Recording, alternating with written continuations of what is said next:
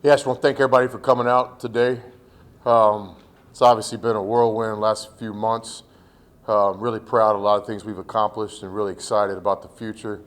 And look forward to having a relationship with all you guys. A lot of respect for what y'all do and look for kind of a more consistent communication with y'all. Obviously, when you get a job, so many things to do. We've tried to communicate with you guys the best we can, but certainly we'll take a lot of pride in our communication moving forward.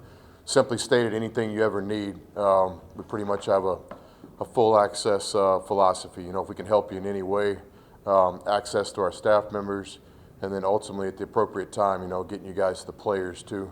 I've always thought college basketball is about the players, and I think, you know, asking you guys help, just kind of getting the word out of our players. It's always kind of been a goal of mine for it not to be the first game of the season and our fan base be looking at a roster trying to figure out who is who. So over the next couple of weeks and months, we look forward to getting our players out there. First thing we obviously accomplished a few months ago was objective number one was putting together a staff. And I would put our staff up against anybody in college basketball. Certainly not an arrogance, but it is a complete confidence in the guys that are working with us on a day-to-day basis. Just to mention a couple, I always hesitate, I might forget a guy or two, but obviously getting Rodney Terry to come back as our associate head coach. RT is not only one of the most respected guys in our game as a head coach. What he did at Fresno and UTEP was real and spoke for itself, but certainly his time here with Coach Barnes in a lot of ways were, you know, maybe the highlight of where Texas basketball has been over the years, and RT was a big point in that. He's somebody I have a lot of respect for, respect him as a man, as a coach, and he's the exact guy that we want around our players on a daily basis. But I know in today's world, you know, there's so many titles on some staffs. You know, I can't even remember who is, but this associate head coach title gets a little fluffy from time to time, but not here. You know, it's really the way I view RT. He's going to have his hands involved in every aspect of our program, and he's done a great job off the blocks. I can't thank him enough for his trust in coming back to Texas. And I know at the appropriate time, you guys will all have a relationship with RT, you know, as needed or as wanted. Kind of in the same boat was getting Chris Ogden to come back. Chris obviously was a player here at Texas, then a coach for Coach Barnes, and getting him to come back on staff, leaving a head Division I job.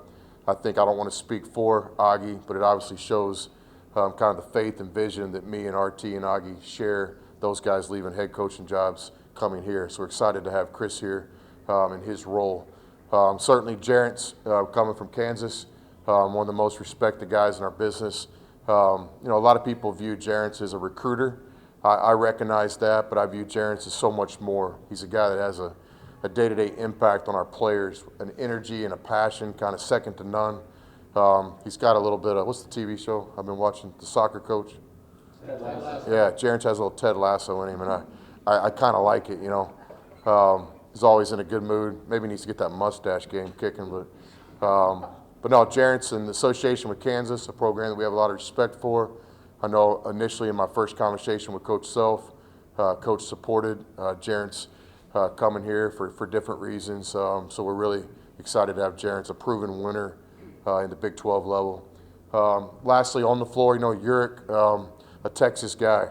It's hard to think of a school in Texas that Uric hadn't coached at. I think he's got about 7 Texas universities on his resume, but had the pleasure and opportunity to work with him at Texas Tech the last 2 years on 2 NCAA tournament teams, 2 teams that produce more NBA players. So Uric's trust in us to move to Austin with us meant the world to me personally, and I know our players are benefiting from having Uric here. Some support staff kind of behind the scenes, Bob Donewald. It's always a vision of mine to have an NBA presence on every team we have. You know, I don't know if you guys know much about Bob, but he's been on an NBA bench, coached LeBron James early in his career. Bob was the head coach of the Chinese national team and coached Yao and those guys in the Olympics. So Bob's a guy that's been around. I love associating myself with people that I think are better than me in areas. You know, I've never been a guy that is concerned about anything other than winning.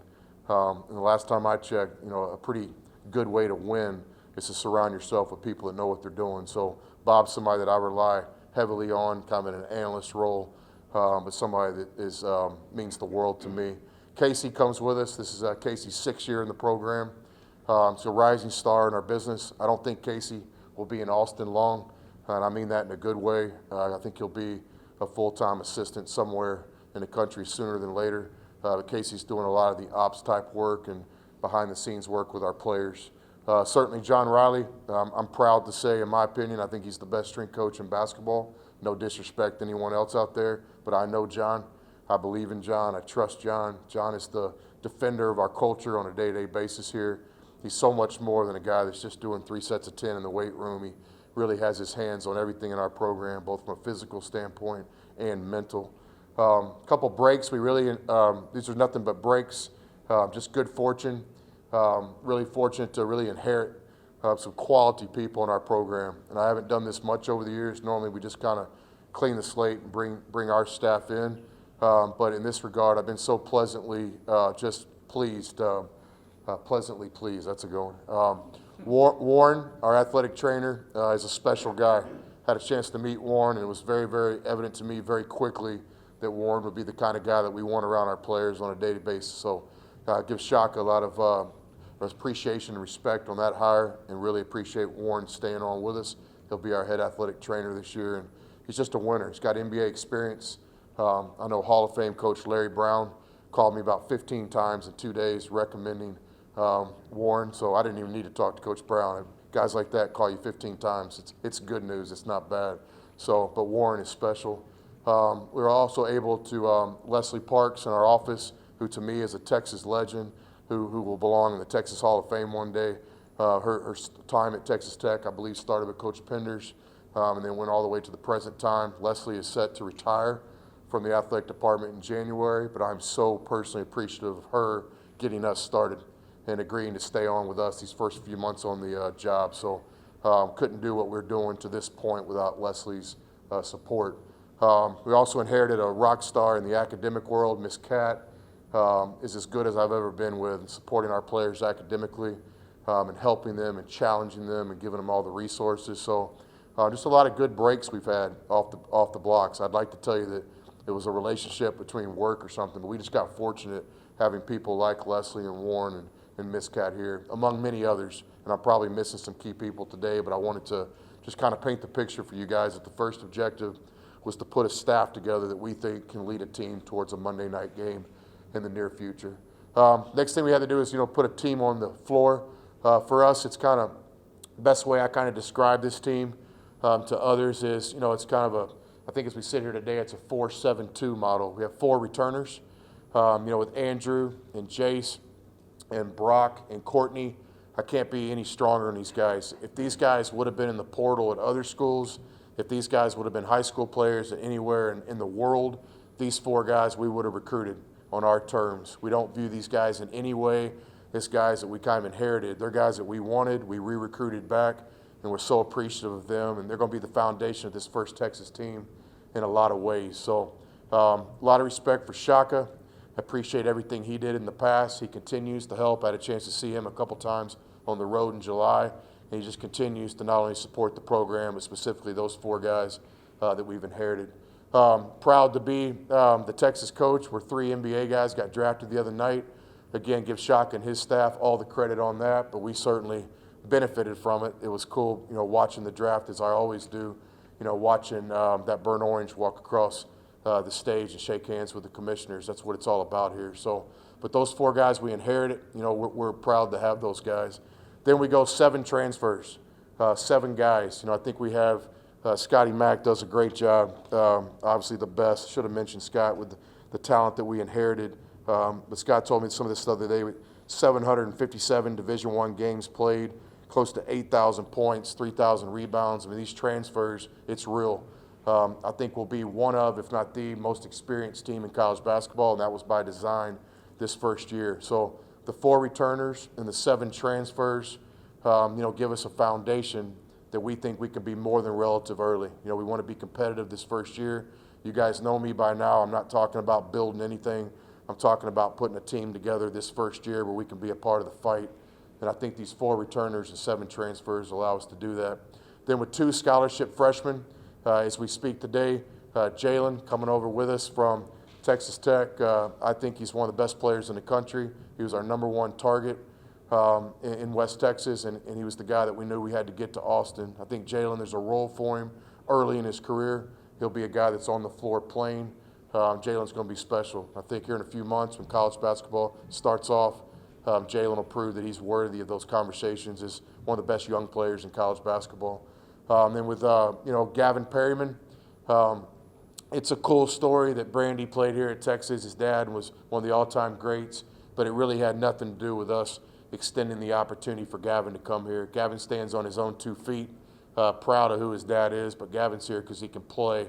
Nothing to do with his dad's jump shot. So we think Gavin's going to be a great culture guy that's going to be a really good college player over time, and there's going to be a role for him early too. He's done a great job this summer. We look to add a couple more additions to the roster maybe as the summer goes on. Next time we guys get together after school starts, I'll probably have some more additions of some guys that will make this year's team on a walk-on basis. But that's kind of the structure of the team as we stand here today. 4 returners, 7 transfers, and 2 scholarship freshmen. Schedule's looking good. I think we're 97 days away from opening day. So we got to have a good day today. Tomorrow it'll be 96, 95. That's kind of our approach around here. We got 97 days to get ready to play that opener. Obviously, some of the highlights of the schedule have already been released. We're proud of the home MTE honoring Coach Abe Lemons. We're looking forward to having a great time at that. Not only embracing Coach's family, but his former players, his former staff. It's been really cool what's happened from my perspective since Scotty Mack announced that.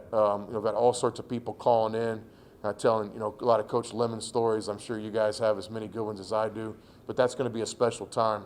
Our number one objective of embracing the family, uniting the Texas basketball family is real. It's not fluff. It's not a koozie or a T-shirt. It's what we're doing. We've had a great first 4 months at it, and I think the Coach Lemons Classic will be one of many things we do this year to continue to embrace the past players and the past coaches. So scheduling update, I think we're pretty close to releasing the whole schedule. We've got obviously some highlighted games going to play at Seton Hall in the Big East. Big 12 Challenge is a big one.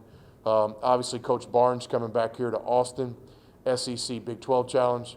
Obviously, not my personal preference in timing to have to play against Coach Barnes' team our first year in Austin, but I recognize and welcome how the game makes sense. I look forward to our fan base really having an appropriate time to show Coach that respect.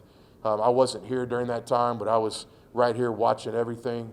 And I don't think a lot of people really got a chance to tell Coach Barnes goodbye and thank you, and we appreciate you, and we look forward to making this basketball game, more than just the 40-minute game. Our team will be ready to play. We'll be ready to play that night. We understand it's an important game on the schedule, but we also don't hide from the opportunity that this game's going to present for us to show Coach Barnes the respect that he deserves around here. Just like Shaka's been great, Coach Penders has been outstanding. Coach Barnes has been great too. I've actually seen him twice in Austin since we've been here, spent some time with him on the road in July, and he's all about helping us and his former players. And so it's been really one of the rewarding parts about being back these first few short months is the relationships coming back, and Coach Barnes is at the top of that list. Other than that, fellas, that's kind of some things I wanted to tell you, and then we'll open this up to questions and kind of steer it however you guys want to. Chris, the 7 transfers, you've obviously had experience and success with transfers. What's the key to getting it all to blend, especially with your 4 returning guys? Yeah, I think a lot of things. To me, it starts in recruiting. We don't just recruit and offer scholarships and sign transfers based on their stats.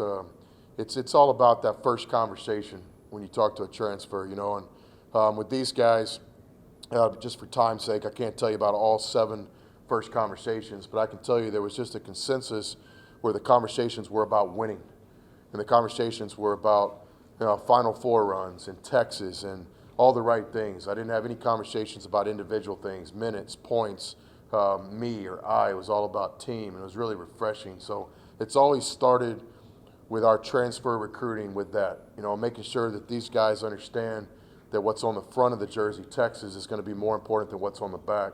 What's interesting about these 7 guys, especially 6, Devin's still a young freshman that had a great first experience at Kentucky, but still has 4 years of eligibility left. Devin's going to be special. It still has some time left in his race. The other 6 guys, I mean, they've already they've already put their stamp on college basketball individually. You can't take anything away. We got all conference players, starters, real stat lines, NBA interest in this year's draft. And so I don't think any of these guys have anything to prove individually. Now it's all about, can we put this group of talent together and make a run at a championship? And so that's kind of the whole thing. To get that done, so it starts with just the initial conversation, making sure we're all on the same page, then it's just a lot of work. You know, to me, relationships take time, and that's what we're fighting more than anything. We're about to play against a Kansas team, a Texas Tech team, a Baylor team that's been together longer than us. There's no denying. So our biggest obstacle, maybe even more than the opponent, is time. And so what we're fighting is just time to develop these relationships, and that's what this summer's been all about. I was going to ask about that, the importance of this time, because once October rolls around, you're thinking about games and rotations. How important is this time with 7 new guys, new staff, 4 guys, greeting new staff, freshmen? Yeah, we've had a great summer. You know, we all understand kind of the urgency to get a lot done in each day. You know, I tell the guys all the time, you know, like they're getting something done today in Morgantown, and we got to try to get twice as much done. Because again, we're kind of fighting time. That's how the whole "can you win your first year with a new team" deal goes down. And we've had some great success over the year. Our Little Rock team was one of the best teams in college basketball, and we put it together in a 6-month setting. We've been really close at other jobs and not quite gotten there. What I can tell you about this Texas team, and I'm proud to say it, and I'm confident to say this, talent won't be what differentiates us. I think we'll have enough talent on the roster to make a run. It'll be the other things: chemistry, relationships, cohesiveness, culture. But I think with talent, you know, we're willing to put our guys up against anybody in the country, man on man. It's just all the other things that have got to come together. So that's what has been this summer. You know, calculated decisions. Instead of, hey, grab your food and go, hey, everybody grab a chair and let's eat together. Instead of have a good weekend, it's like, hey, you know, let's go bowling on Saturday afternoon so we can spend some more time together. So there's been a lot of calculated things go into this summer in terms of just making sure the guys are spending enough time together for real relationships to form. We have a long ways to go. We are nowhere near. Thank God the first game's not tomorrow, and we got these 97 days left to get there. But I do like where we're heading. I like our guys' unselfishness. I like their competitiveness. There's a lot of positives around here that I recognize on a daily basis. Did you have any idea you could be this successful in the portal? And is this sort of the blueprint, maybe? You mentioned Jalen and Perryman, but to get a couple of those and just jump right into the portal every year. Yeah, I did have an idea we could do this. That's why I took the job. The Texas brand is real. The history of this program is real. Just the other night, fellas, 3 Texas players got drafted in the 21 NBA draft. That's real. That's not my opinion. That's fact. So certainly we come in with a job with a lot of confidence. I've already mentioned the coaching staff. A lot of my individual confidence comes from the guys that I work with every day. So we have a lot to offer here at Texas. The city of Austin, the academics are real at this university and unmatched in a lot of ways. And then certainly basketball has been great. So the combination of those 3 things, I think, you know, give us something to go out there and sell. So we had some confidence we could put a team together. We've been pleased in a lot of ways that things that have happened the way they have.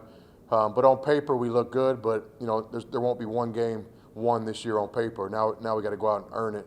But there was some confidence coming in that we could put a team together relative.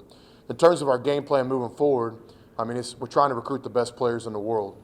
And we always want to have a talented roster here that gives us a chance to be relative. You're never going to hear me sitting up here saying, hey, in 2 years we're going to be really good. That's not quite how it works. I know that's not quite how my boss works either. And I understand that, and that's why I'm here. I love that kind of expectations. It's kind of what excites me each day. Are we going to be a team that relies on the portal heavily? No. I mean, the Foundations program is going to be high school recruiting, not only in Texas, but worldwide. And we're excited about the 22 class we're working on right now. Obviously, the rules don't allow me to talk about that today. We're always going to be in the market of finding the best players we can. I think college basketball has changed. I think you're going to have to adapt, and I think we've been really good at adapting over the years. You know, I don't make the rules. We just figure out a way to win within the rules. But I'd like to say that our Texas teams are going to be a combination, a foundation of high school players, certainly starting right here in our state. I know this 22 class is special. And we're always going to be involved in the portal. We're always going to be involved in international recruiting. Above all, we just want to have a team each year that has the talent where we can play against anybody in the country. Yeah, Chris, when y'all got here and sat down and sort transfers in mind, or was that sort of guys popping on your radar through scouting? I mean, were those the guys that you initially targeted and wanted in the portal? Did that sort of grow? Yeah, just I'll make sure I'm accurate every time I tell you guys something. A couple of those guys we were recruiting at our previous institutions.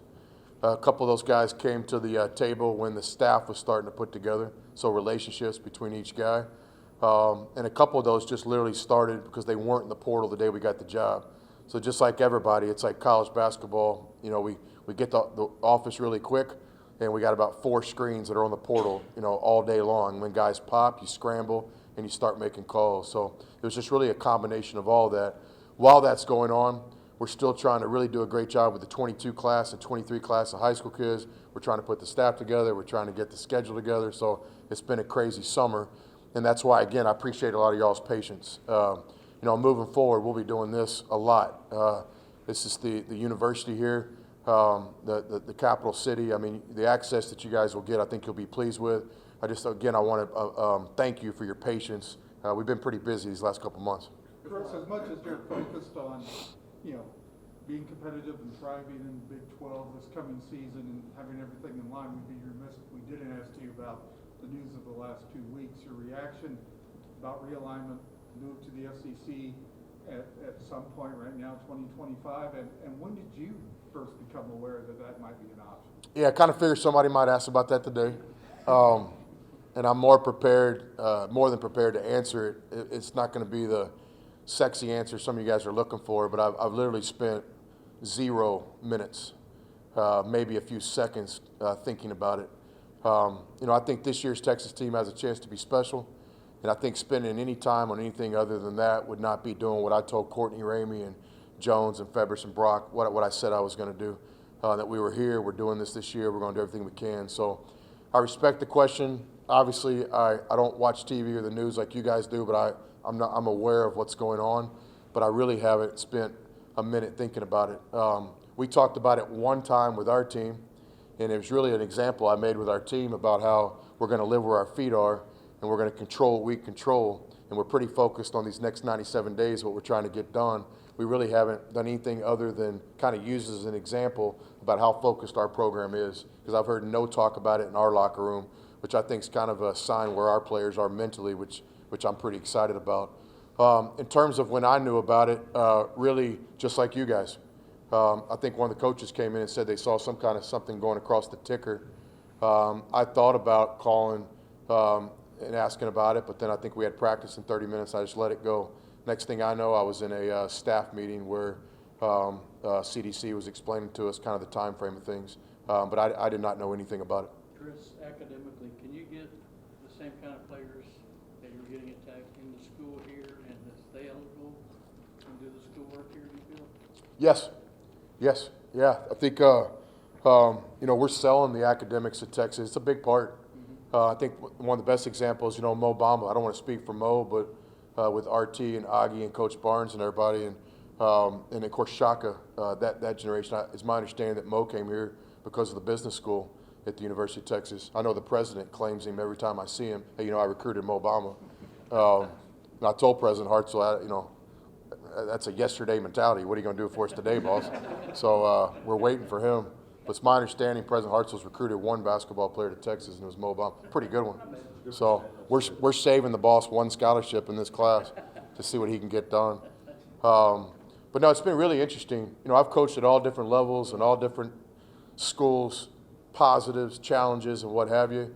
You know, the academic component here, it's real, and it's sell. Most of the players that we talk to from the very first conversation in recruiting with them and their families, you know, they want to ask about the academics at the University of Texas. So it's something we don't shy away from. We sell it. I see it as a positive. I've never seen it anything less than a positive. You'll go overseas, you still plan to do that? Yes, yeah, we'll go anywhere it takes to get the best players in the world. I think, and I don't think that's just going to be our model. You know, I'll predict this. We'll see if I'm right or wrong, but I just think with everything changing in college basketball, I think it's going to turn into much more of a model where I think, I don't know if it's good or bad. I have a personal opinion, but I think the days of fans showing up and it's the same players you've been seeing for 3 or 4 years, I think the game's changed.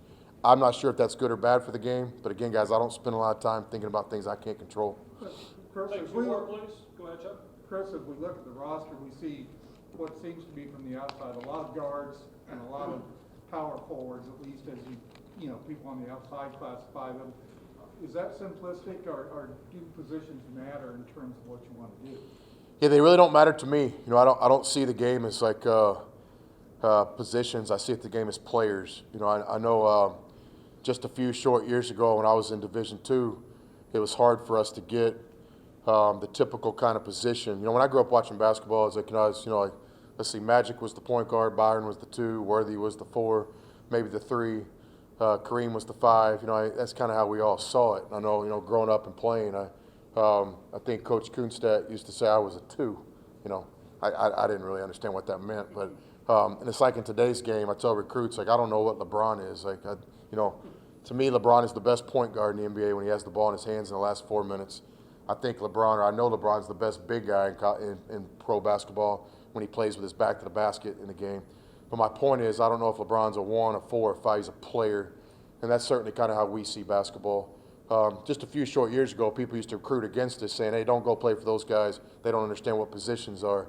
You have to have a true position to play in the NBA. Well, now it's totally flipped. In my eyes, it kind of flipped when Steph and those guys won the championships, and now you guys all hear this word, positionless basketball. It's kind of like it's a word like culture. We were doing culture long before anybody was talking about culture, but that's kind of the way we see the game. So in our perfect teams, we like guys that can play multiple positions. We like positionless guys. I like guys that can dribble, pass, shoot, play defense, finish. And I think one of the things about this first Texas team that we'll put on the floor here in 97 days is I think you're going to see that. You're going to see some different lineups, some different kind of combinations that we can play with. So we got a lot of guys on this team that can dribble, pass, and shoot. And to us, that's what we try to recruit. One last one, please. Go ahead, Bob. Rick and Shaka's tenure here didn't end the way either one of them would have wanted. And when a new coach comes in, a lot of times they will suppress even saying the name of a previous coach. Why is it so important to you to embrace Rick and Shaka and everybody that's been a part of this program before you? It's just kind of the way I grew up in basketball. I mean, to not recognize what went on where you got, well, it's almost kind of a certain arrogance or just ignorance to that. I mean, we're benefiting every day from what Coach Penders and those guys established a long time ago.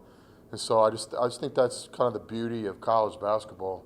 I know I'm really proud of all the places that we've been. I mean, I ran into a coach the other day at Little Rock, and I see that logo. I take a lot of pride for that, and I ask him how he's doing and is there anything I can ever help. And so it's the same thing. I've just always kind of thought that's kind of obvious, that you pay respect and appreciation, not because you have to, because it's like the political thing to do, because it's the right thing to do. It's truthful.